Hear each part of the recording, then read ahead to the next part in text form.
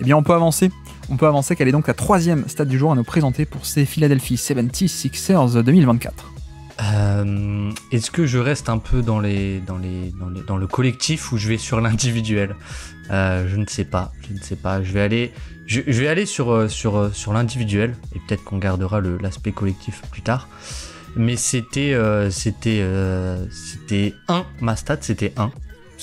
Ouais. En fait, c'est simple. Joel Embiid, c'est le seul joueur de NBA à avoir au moins 35% d'usage et 1,25 points par tir tenté. Ouais, mais c'est trop facile, ça Baptiste, parce qu'il y a combien de joueurs qui sont à plus de 35% d'usage? C'est énorme, 35. Ils sont que 3. Ouais. Ils ont que 3, mais justement, il est à 39%. J'aurais pu faire monter le curseur encore plus. C'est vrai. Il est à 39%. Ils sont que 2 au-dessus de 39%. Il y a lui et Luka Doncic. Ouais. Et donc voilà. Mais c'était. Alors j'ai fait un peu exprès de faire ça justement pour insister sur garder cette efficacité. Avec un tel volume, justement, vu qu'ils sont que 3, un tel volume de responsabilité, c'est dément, et c'était un peu pour lancer la conversation sur Joel Embiid, qui quand même a fait un début de saison, en tout cas au scoring, je trouve que il atteint des sommets d'optimisation assez dingues. Alors, on peut avoir des critiques encore sur d'autres choses, sur la façon de chercher cette efficacité, sur son passing, etc. Mais en tout cas, sur le scoreur, voilà, on est sur un joueur qui atteint des sommets, je trouve, rarement atteints. Je crois que c'est 100... Alors, j'ai oublié de noter le chiffre. C'est 111, je crois. Ouais, 111 de mémoire de True Shooting Plus sur quasiment 40% d'usage. C'est presque hardenesque des années Houston, quoi. Ah, c'est totalement hardenesque. Hein. Harden a passé, on rappelle, James Harden a passé toute la décennie des années 2010 à au moins plus 10%. Donc voilà. non, mais effectivement, c'est un niveau d'efficacité démentiel pour Joel Embiid. Et encore une fois, bon, ben voilà, c'est le problème. Comme ça, on peut évacuer ça de suite. C'est juste qu'il y a un mec qui est encore plus efficace, mais parce qu'en fait, il est sur une zone où personne n'est jamais allé, quasiment, Jokic. Mais en fait, il faut quand même pas occulter le fait que Embiid, pour des volumes qui sont monstrueux, fait des efficacités donc, comme dit, donc depuis 4 ans, plus 11%, plus 9%, plus 13%, plus 11%. Donc on flirte avec les plus 10 à chaque fois, ou même on est largement au-dessus parfois, plus 11, plus 13. C'est un niveau qui est extraordinaire. Je sais pas si vous vous rendez compte, mais déjà pour une superstar, si on est plus 4, plus 5, c'est déjà bien, quoi, pour des gros volumes. On aime beaucoup. Là, plus 11%, on est sur des zones historiques, et bon, je vais pas refaire le refrain comme à chaque fois, mais je crois que l'an dernier, c'était ça. L'an dernier, pour un mec qui avait un tel volume, c'était la saison la plus efficace de l'histoire, avec un volume aussi monstrueux. Alors, comme dit, si tu descends un peu le curseur du volume, bah tu trouvais des Curry, des Kevin Durant, des LeBron, des Jokic qui sont les seuls à peu près qui ont jamais fait plus. Mais ouais, on est sur un niveau d'efficacité qui est absolument dingue. Et comme tu dis, c'est une question d'optimisation également, avec une évolution du style de jeu depuis 4 ans, en fait, depuis l'arrivée de Daryl Morey. Je pense qu'il n'y a pas de hasard. Où avant, on avait surtout un joueur de post-up qui, justement, voilà, il était déjà élite, mais il tournait autour des plus 6, plus 5, plus 6%, ce qui était déjà extrêmement bien, entendons-nous.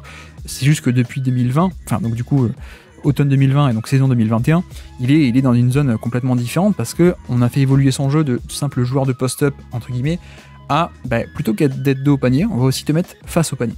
Et on va te mettre face au panier, même parfois depuis un peu plus loin. C'est-à-dire que pas seulement le post-up dans un coin du terrain là, proche du panier, mais aussi isolation face au jeu. PS, j'ai fait un podcast là-dessus si ça vous intéresse, le vrai volume de 1 contre 1 de Joel Embiid. Et voilà, il y a pas mal de ces post-up qui ont été transformés en isolation en tête de raquette ou face au jeu. Et ça débloque plein de trucs au niveau du passing, mais ça débloque aussi plein de trucs au niveau du scoring. Parce que, en fait, on a un alliage de puissance, mais aussi avec toucher de balle, coordination, jump shot aussi, qui est assez dingue. Et ce qui fait qu'on a ce monstre d'efficacité qui pour de tels volumes d'utilisation et de responsabilité, c'est clairement, c'est quasiment du jamais vu en fait. C'est ça, et là je suis allé voir, et du coup en fait, si on prend juste 30% d'usage, il n'y a que Giannis et Jokic qui sont plus efficaces que lui. Il est 3ème, et il est 3ème, mais comme dit, le volume compte aussi, et 39% d'usage, Giannis il est à 33, quoi. Plus 6%, c'est vraiment un gros écart. Et Joel Embiid, enfin, avoir cet usage, c'est du coup un moteur offensif pour une attaque, c'est absolument délirant.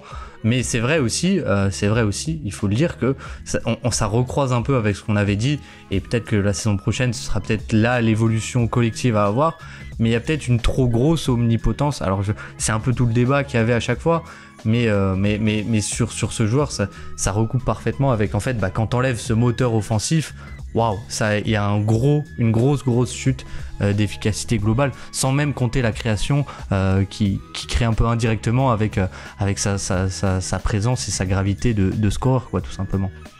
Ouais. Alors pour dire au niveau de l'usage, donc du volume d'utilisation, on a la stat depuis 1980. Donc j'ai pas les stats pour avant. Avant, on sait que des Jerry West, des Will Chamberlain ont fait des scores d'efficacité incroyables, Abdul Jabbar aussi. Et donc bref, depuis 1980, pour vous dire, des gens qui ont fait plus de 30% d'usage et au moins plus 10% d'efficacité relatif à la moyenne, donc plus 10% par rapport à la moyenne, comme Embiid actuellement, il y a à peu près une soixantaine de saisons, depuis 1980, depuis 40 ans, bientôt 45 ans. Donc voilà, ça place aussi Joel Embiid à ce niveau-là. Après, tu sais, il y a toujours la discussion, est-ce que c'est beau, est-ce que le style de jeu, provoquer des fautes, c'est pénible. Oui, on est tous d'accord, mais enfin, c'est pas la question, quoi. C'est un peu comme avec James Harden, on dit oui, mais la provocation de faute, c'est pas bien, le style de jeu, ça tue le basket. Oui, évidemment, on peut peut-être discuter de la beauté, mais en même temps, il y a aussi les résultats qui sont là, et au niveau des résultats, c'est quand même assez extraordinaire. Mais alors, pour prolonger la conversation, si tu veux, je peux caler une de mes stats, moi, qui était 1,41 aussi. 1,41, c'est points par tir sur des drives.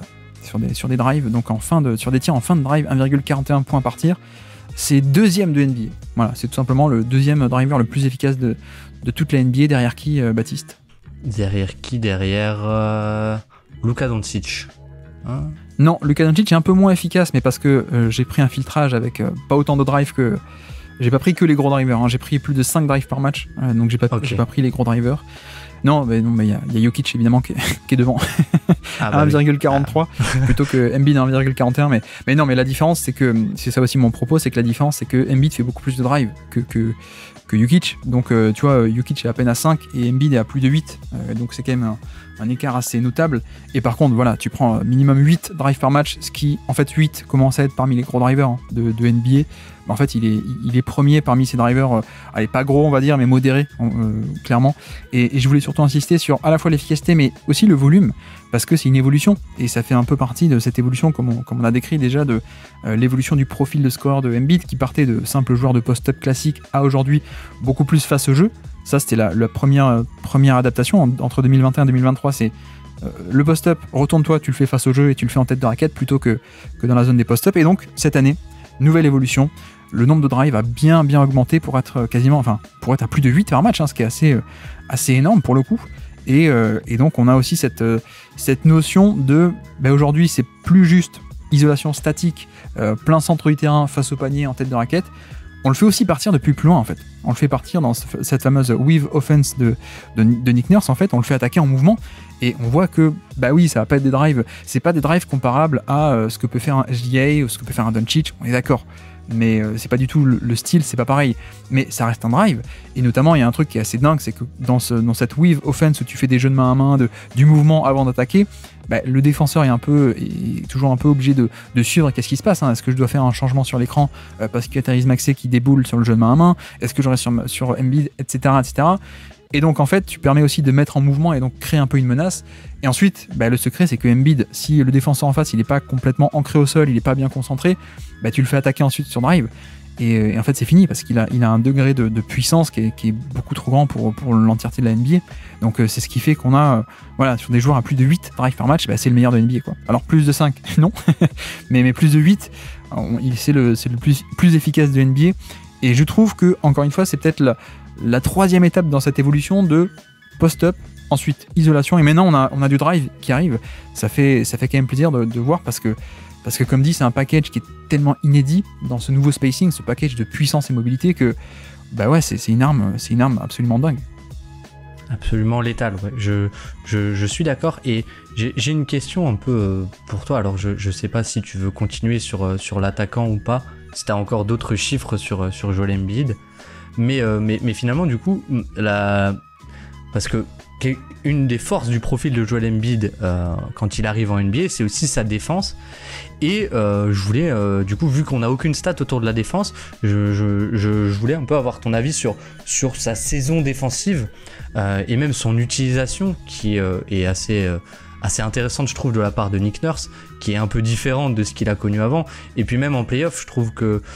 Alors il a été très limité et ça a un peu contraint certains schémas, notamment on pouvait pas forcément, je pense, vu son état physique, il pouvait pas forcément sortir agressivement sur Jalen Brunson, donc il a été gardé beaucoup plus proche du panier. Mais avec Kyle Lowry qui ça va te faire plaisir, qui a fait une série défensive assez hallucinante, comment t'as jugé sa saison défensive à Joel Embiid, ou en tout cas sa demi-saison défensive?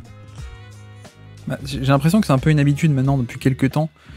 On est loin pour moi, ce qui était le prime défensif de Embiid, début de carrière jusqu'en 2020, quoi, grosso modo, où c'était n'importe quoi. Là, forcément, quand tu prends plus de volume offensif, et comme tu l'as décrit, c'est un volume qui est non seulement gros, mais... Enfin, il est pas juste gros, quoi. Il est faramineux, il est monstrueux, ce volume. Donc, mécaniquement, t'as toujours la même dose d'énergie à allouer. Donc ça m'étonne pas qu'il y ait un peu moins d'implication ou de côté élite à tout moment du match. Et c'est vrai qu'on a un peu cette tendance depuis quelques temps, et ce qu'on a aussi comme tendance, c'est les saisons régulières sont un peu plus, entre guillemets, à la cool, même si on pourra développer aussi derrière, mais un peu moins fantastique. Mais par contre, en playoff, on a toujours ce truc de quand il veut, il peut redevenir ce joueur qui était transcendant en défense, et notamment en protection de panier. Parce que lui, pour le coup, il aurait déjà dû avoir peut-être un ou deux de trophées de défenseur de l'année, je pense, mais il y a un côté monstrueux de protection de panier avec longueur de bras, évidemment, taille et longueur de bras, la puissance aussi, où tu vois, c'est pas un mec qui peut se faire enfoncer en protection de panier, tu sais, où il y a des mecs très grands, très longs, mais quand ils font de la verticalité, t'as le driver qui leur rentre dedans, et qui est Mo Bamba, voilà. Mo Bamba, par exemple, a toujours été très grand, très long, mais il n'a jamais su tenir son territoire, alors que Embiid, tu rebondis dessus, quoi, grosso modo, plus. Au-delà de la partie physique, moi, ce que j'ai toujours bien aimé, même à l'époque de la draft, c'était un aspect de... Pour moi, là où il est élite, c'est aussi la réactivité, je trouve. C'est-à-dire le côté timing, de monter au contre ou de réagir à temps. Ce côté réactivité est assez élite chez Embiid. Et tu vois, je parle de ça, mais je pense que la série de playoffs 2024 contre les Knicks, on a bien vu que dès qu'il voulait au panier, il pouvait dominer. 2023 encore mieux, encore plus même, tu sais, contre Boston. Il manquait un peu d'endurance sur la fin de série, mais le début de série, il est incroyable défensivement en termes de dissuasion, de protection de panier, c'est monstrueux. Et je pense qu'aujourd'hui, on est sans doute sur un cas où il peut pas tenir ça sur une entièreté de saison régulière. Je pense pas que ce soit l'objectif non plus, parce que c'est peut-être plus rentable d'avoir l'apport offensif, quoi, plutôt que la défense comme ça, et de pas avoir un attaquant aussi fabuleux. Mais je trouve que il y a un peu ces récurrences des deux côtés. Et oui, on doit dire qu'il est moins bon en défense en saison régulière, mais il y a aussi l'autre aspect qui est que, en même temps, on sait aussi qu'en playoff, il se réveille, entre guillemets, ou en tout cas, il est bien meilleur. Mais donc il y a un peu les deux, quoi. Il n'y a pas juste, à mon avis, ce serait injuste de dire simplement que en saison il est à la cool. Non, il y a aussi l'aspect mais en fait, quand il veut et quand l'équipe en a besoin, surtout, il peut aller un peu puiser dans les ressources et se dépenser un peu plus et redevenir ce défenseur d'élite, en fait. Ouais, clairement. Je trouve que les deux dernières séries de playoffs qu'il a jouées, c'est vraiment le niveau de dissuasion est assez incroyable. Et voilà, t'as un peu en fait ce côté où il y a certaines fois en saison régulière, il va pas venir faire la rotation et il va un peu s'oublier. Et là en playoff, je trouve que c'est, on est sur un niveau assez incroyable et c'est assez fou en fait quand j'y repense que les Knicks ont survécu sur beaucoup du rebond offensif, etc. Et aussi sur un peu, on a eu cette répétition du côté, et c'est quelque chose qui est un peu classique dans sa carrière, mais du Joel Embiid va être amené quasiment sur tous les pick and roll pour le fatiguer le plus possible, parce qu'on sait que peut-être ce qui lui manque un peu, c'est du coffre finalement avec Joel Embiid, d'autant plus avec ce volume de responsabilité offensive, d'autant plus quand il est un peu blessé comme sur les deux dernières campagnes de playoff. Donc il se fait tout le temps cibler sur pick and roll. Mais quand tu dis du coffre, c'est plutôt de l'endurance, quoi. C'est pas le coffre, la puissance de l'épaisseur. Oui. Ça, là, tu veux dire du stamina, quoi, grosso modo. Ouais, c'est ça. En gros, c'est ça. C'est de la répétition d'efforts. Peut-être qu'il ne l'a pas à un point. En tout cas, je sais même pas si c'est humain d'avoir ce volume de responsabilité offensive et de pouvoir être partout en défense sur chaque possession, être très concentré, etc. Mais oui, c'est vrai que ça m'intéressait d'avoir ton avis, parce que même diminuer finalement, alors les Knicks, je suis pas forcément très objectif, mais je trouve que sa série défensive, elle est assez incroyable, quoi. Elle est assez incroyable face aux Knicks. Franchement, c'est encore une fois, enfin, oui, j'avais ce sentiment de le voir revivre, alors qu'il était encore moins, il était comment dire, touché physiquement. Donc je partage ton avis. Bah ouais, non, mais c'est vraiment, à mon avis, tu vois, c'est quelqu'un qui, dans son prime défensif, quand il veut, je veux dire, sur ses meilleurs matchs, l'écart avec un Gobert, il est pas si grand que ça, quoi. Alors, la différence, c'est qu'il peut pas avoir cette implication sur 82 matchs, quoi, évidemment.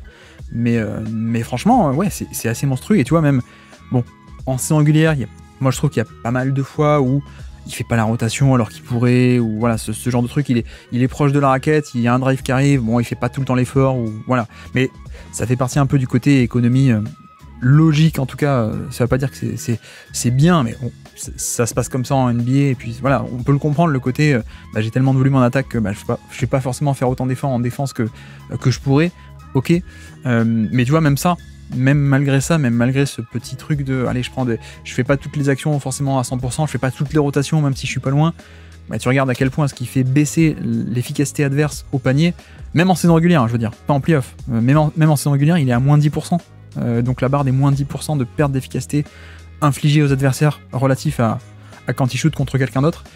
C'est élite, hein. La barre des moins 10, c'est la barre d'élite, hein. Ils sont même pas 4 ou 5 en NBA cette année à le faire. Et voilà, même encore ça, je veux dire, tu vois, il y a des fois il fait pas la rotation, mais en fait quand il l'a fait, il y a encore ce degré de domination, quoi. Donc oui, Embiid et le côté. Et puis j'avais un autre point, tu vois, par rapport à ça. Je pense qu'on n'a même pas encore pu déverrouiller totalement son potentiel défensif. Je me souviens du tout début de saison, c'était le fameux match contre Milwaukee, hein, je crois que le premier match de la saison en prime time. On avait commencé à voir un Joel Embiid un peu en roamer, en fait, en safety. Ouais, off-ball, ouais. C'est ça, ouais. En fait, il était placé sur Lopez, qui a un shoot, ok, Brook Lopez. Mais sauf qu'en fait, Nick Nurse lui avait dit, mais non, mais tu respectes pas. C'est-à-dire que même Brook Lopez, qui a un 3 points, tu respectes pas, et en fait, tu vas rôder autour de la raquette, tu vas rôder autour du panier, tu fais le safety, quoi, le libéro défensif. Et c'était un truc qui m'avait vachement encouragé en début d'année. Je me suis dit, ah tiens, on pourra avoir une saison de défenseur de l'année, en fait, hein, très, très nettement, de Embiid, s'il joue comme ça toute l'année. Bon, il y a des nuances de volume, on a déjà expliqué, mais je pense qu'il y a aussi peut-être le fait que l'effectif n'était pas parfait cette année, comme on a déjà dit, année de transition, et que pour moi il manquait un peu un profil qui lui aurait permis d'être beaucoup plus souvent off-ball. Tu vois, tu prends l'exemple de Gobert. Qu'est-ce qui fait que Gobert est à ce point fabuleux, c'est qu'on arrive à déverrouiller ce potentiel de safety défensif de libéraux. Pourquoi ? Parce que quand il y a un gros sur le terrain, il peut être défendu en 1 contre 1 en match-up direct par Karl Anthony Towns. Et donc c'est ce qui permet de dire l'autre gros Gobert, on n'est pas obligé de le mobiliser sur un gros adverse, quoi. On lui laisse cette liberté, on te met sur un petit, on te met sur un non-shooter, et puis tu l'abandonnes et tu fais le safety. Et c'est pareil partout, hein. Tu prends tous les mecs qui font du roaming, c'est un peu pareil. Robert Williams à Boston à l'époque, il pouvait se permettre ça parce qu'à côté il y avait Al Horford qui pouvait défendre le gros. Donc si tu veux, t'as pas ce côté, t'avais ce luxe là en fait. Et aux Sixers tu pouvais pas faire ça parce que imagine, tu dis non mais Embiid, on va t'utiliser en roamer, en safety, en libéro défensif, loin du ballon, on te met sur n'importe quoi, hein. On te met sur je sais pas moi, sur Aaron Gordon, comme ça tu l'abandonnes et tu fais l'essuie-glace. Ok, mais tu mets qui sur Jokic? Bon, je prends un exemple très caricatural, mais tu vois un peu l'idée, quoi. Je pense que ça manquait un peu un profil qui est capable de tenir au moins un peu sur les gros adverses et qui pourrait en fait déverrouiller et complètement permettre de déployer Joel Embiid en fait en off-ball. Non mais clairement. Alors c'est marrant parce qu'en plus il y a eu, du coup c'était l'année passée, il y avait eu ce fameux match où c'est mi-temps et PJ Tucker qui revient sur Jokic. C'est ça, ouais. Mais PJ Tucker n'était pas là cette année, hein. C'est ça aussi le truc. C'est que post 4 c'était Tobias Harris, c'était des mecs comme ça, ou Covington, le projet a échoué, mais voilà. Et en plus, dans les ailes, du coup, c'était, on va dire, dans le 5 majeur, c'était Kelly Oubre et Tobias Harris.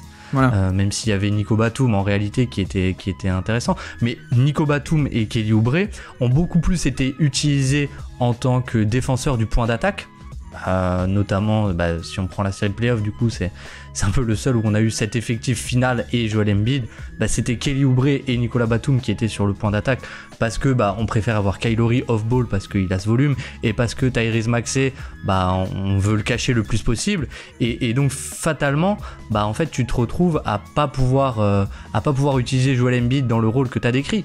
Parce que sinon, tes autres défenseurs, si tu pars du principe que c'est soit Kelly Oubre, soit Nico Batum on-ball, ça veut dire qu'il te reste Tobias Harris et Tyrese Maxey off-ball, et c'est difficilement échangeable avec un Joel Embiid, quoi. Donc il y a eu ce problème un peu structurel du côté des Sixers, qui a fait qu'on n'a pas pu le débloquer qu'on n'a pas pu le débloquer complètement, même si je sais plus, mais je crois qu'il y a un match à Boston aussi où il est utilisé pas mal en roamer. Oui, parce qu'il y a personne à défendre en intérieur à Boston, donc on peut se permettre ça. Oui, voilà, c'est ça. Mais voilà, donc il y a eu quand même plus d'utilisation déjà. Il y a eu des prémices, on va dire, d'une utilisation un peu différente, et c'est vrai que là-dessus, on verra comment sera utilisé Paul George, mais je trouve que le duo offensivement, on verra ce que ça donnera, mais défensivement, il est assez alléchant. Ouais. Non, mais voilà, exemple simple, notamment, on aime bien mettre un roamer, un safety sur un non-shooter. Le meilleur exemple, c'est OKC. Les adversaires mettent souvent le pivot sur Josh Giddey, en tout cas à l'époque, parce que quand Josh Giddey y était, parce que tu respectes pas le shoot de Josh Giddey, et tu peux faire le roamer, le safety qui est totalement libre d'aider au panier. Voilà, les Sixers, tu peux pas faire ça parce que Chet Holmgren, s'il est défendu par Kelly Oubre ou par Tobias Harris, c'est pas assez, quoi. Donc en effet, tu vois, je pense que malgré les nuances qu'on a pu dire sur en saison régulière, on n'aura jamais un Embiid au niveau de ses premières années, au niveau 100% défense, etc. Je pense tout de même que tu peux aller gratter un peu plus de valeur avec ce côté flexibilité de line-up, et peut-être un profil qui peut permettre de gérer un peu les gros pendant que tu déploies off-ball Embiid un peu plus, quoi. Et ça a peut-être un peu manqué. Je dis pas qu'il fallait pas échanger Tucker. Je pense que ça a été une très bonne chose en termes de salaire parce que c'était un peu la fin PJ Tucker, mais en tout cas il a porté ça sur l'année 2023. C'est un peu ce côté flexibilité qu'on n'a pas eu cette année. Donc de facto on pourrait avoir encore un Embiid un peu meilleur en défense. Et puis tant qu'à faire, pour conclure sur le cas Embiid, effectivement il me restait 2-3 stats offensives. Au niveau des post-up, 6 par match, deuxième de NBA en termes d'efficacité. Deuxième en volume, et premier à égalité en termes d'efficacité, meilleure efficacité sur post-up de NBA, bassiste, égalité avec Nikola Jokic. Évidemment, ça s'invente pas. Parmi les gros volumes, parce que je crois que Porzingis sur des plus petits volumes fait un peu mieux. Mais c'était aussi pour montrer ses évolutions offensives, où il passe en 2018 à l'époque, donc le début de carrière, comme dit, joueur de post-up classique, on est quasiment à 10 par match. Là on est plus au niveau des 5-6 par match de post-up, avec beaucoup plus d'isolation et de drive. Donc on a cette évolution stylistique qui à mon avis va se continuer pour l'an prochain. Et puis 51% sur les longs tirs à 2 points. Pour vous dire, au niveau des longs tirs de points, donc les mi-distances, les longs tirs de points, en général, autour des 40%, on commence à dire « Ah, c'est bien, 40%. » 51%, c'est une zone d'efficacité sur les longs 2 qui est assez dingue. Donc voilà, toucher de balle, le jump shot magnifique de Embiid. 41% à 3 points cette année, donc ça c'est plutôt pas mal aussi. Quasiment 20% de shooting foul percentage, donc la barre des 20%, c'est la barre des provocateurs de fautes d'élite. Shooting foul percentage, provocation des fautes pendant un tir. Donc il est au niveau des Giannis, des mecs comme ça, quoi, l'élite de l'élite. Et puis comme tu dis, au niveau de l'efficacité générale, 3ème de NBA parmi les gros volumes à plus de 30% d'usage. Donc voilà, encore une saison magnifique, qui d'ailleurs, je crois qu'on commençait à parler même de MVP, et à mon avis a raison, sur la première partie d'année en fait, avant qu'il se blesse.